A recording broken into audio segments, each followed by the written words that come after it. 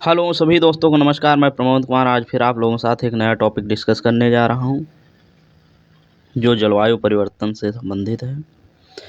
ये जलवायु परिवर्तन से संबंधित एक फ्रेमवर्क कन्वेंशन है जो कि सभी देशों के लिए ये सुनिश्चित करता है कि वो कार्बन उत्सर्जन में शून्य का लक्ष्य प्राप्त करें और वातावरण को तथा जलवायु के परिवर्तन से होने वाले नुकसानों को रोका जा सके। ये इसका मेन उद्देश्य होता है। तो चलिए टॉपिक स्टार्ट करते हैं। आज का टॉपिक है UNFCCC COP27।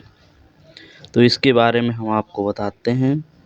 UNFCCC United nation framework convention on climate change COP27 के दलों का सम्मेलन मिस्र के शर्म अल शेख में नवंबर 2022 में होगा। ये इसलिए चर्चा में है कि अभी UNFCCC का COP27 जो है सम्मेलन मिस्र के शर्म अल शेख में नवंबर माह में होगा। इससे पहले केंद्रीय मंत्रिमंडल ने जलवायु परिवर्तन के लिए वैश्विक प्रतिक्रिया के लिए भारत ने पहले ही राष्ट्रीय स्तर पर निर्धारित योगदान NDC नेशनल डेवलपमेंट काउंसिल को मंजूरी दी है।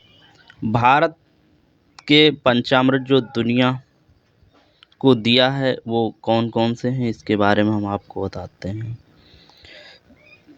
तो पहला है भारत 2030 तक नॉन फॉसिल ऊर्जा को 500 गीगावाट तक पहुंचाएगा। जो ये भारत है वो गैर जीवाश्म ईंधन की से जो प्राप्त होती है ऊर्जा रिन्यूएबल एनर्जी उसे 500 गीगावाट तक पहुंचाने का लक्ष्य रखा है।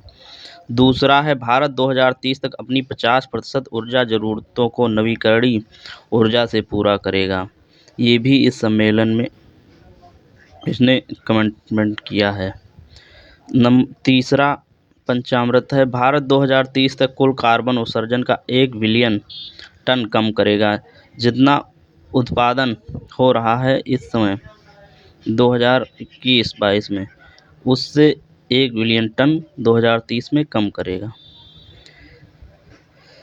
चौथा है भारत 2030 तक अपनी अर्थव्यवस्था की कार्बन सघनता को 45% तक कम करेगा।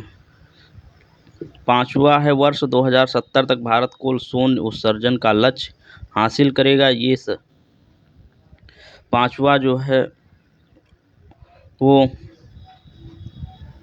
कमिटमेंट है कि 2070 तक भारत जो है शून्य कार्बन उत्सर्जन का लक्ष्य प्राप्त करेगा। लेकिन ये सभी जानते हैं कि जलवायु परिवर्तन को लेकर आर्थिक वादे सभी के झूठे हुए हैं, क्योंकि ये 1992 से ही ये वादे किए जा रहे हैं, लेकिन अभी तक ये पूरे नहीं हुए हैं। जबकि विभिन्न देश वादे तो करते हैं लेकिन बाद में उनसे मुकर जाते हैं जो विकसित राष्ट्र हैं। इसलिए इन वादों को अभी भी बहुत विश्वसनीय नहीं माना जा सकता। नेशनल डेवलपमेंट काउंसिल के तहत अगले 5 साल के लिए हर देश को यह घोषणा करनी होती है। भारत जब ये कन्वेंशन होता है तो उसे जैसे 2015 में भारत सरकार ने अपने लक्ष्य 5 साल के लिए तय किए थे। अब जो है ये 2020 में होना था, वो हो नहीं पाया कोरोना के चलते। अब ये 2022 में हो रहा है, तो अब अगले 5 सालों के लिए कमिटमेंट करेगा। तो इसमें भारत ने 2015 में 8 लक्ष्य घोषित किए थे।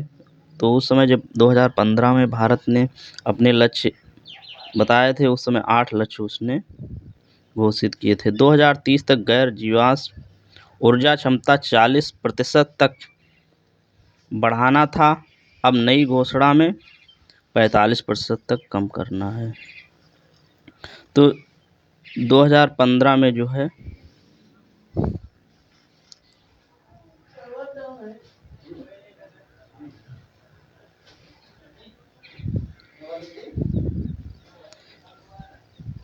दो हजार 2030 में, जब 2015 में इसने लक्ष्य रखे थे 2030 तक गैर जीवाश्म ईंधन ऊर्जा क्षमता को 40% तक बढ़ाना था। अब जो है नई घोषणा में उसने 45% तक बढ़ाने का काम करेगा जो भारत। और गैर जीवाश्म ऊर्जा जो है वो 50% तक बढ़ाएगा। सतत जीवन शैली और जलवायु न्याय, स्वास्थ्य और टिकाऊ जीवन शैली को अपनाना है। ये जो भारत है वो स्वस्थ और टिकाऊ जीवन शैली नागरिकों को अपनाने के लिए विभिन्न प्रोग्राम चलाएंगे, जिससे कि जलवायु संबंधी समस्याएं कम हों और लोग जो है जितनी ज़रूरत हो उतनी प्राकृतिक चीज़ों का उपभोग करें, ना कि बहुत ज़्यादा। सिर्फ भारतीय रेलवे द्वारा 2030 तक शुद्ध शून्य लक्ष्य में 60% मीट्रिक टन की कमी करेगा। देखिए, जो हमारा रेलवे विभाग है उसने भी कह दिया है कि हम 2030 तक 60% मीट्रिक टन कार्बन उत्सर्जन में कमी करेंगे। तथा जो हमारी एलईडी से सालाना 40 मीट्रिक टन कम करेंगे। जो हाँ एलईडी पूरे देश में वितरित हुई है उसके तहत 40 मिलियन टन जो है कार्बन उत्सर्जन में कमी आएगी।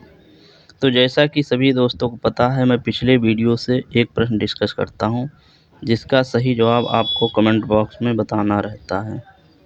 तो देखते हैं इसका सही जवाब कौन बताता है। प्रश्न है, आरबीआई की स्थापना कब हुई थी? उस आरबीआई की स्थापना कब हुई थी ये आपको बताना है। तो देखते हैं सबसे पहले इसका कौन जवाब देता है। अगर ये पढ़ाई अच्छी लगती है तो हमारे channel Pramod Kumar only for revision को लाइक, शेयर, सब्सक्राइब करें। पूरा वीडियो देखने के लिए सभी दोस्तों को बहुत बहुत धन्यवाद।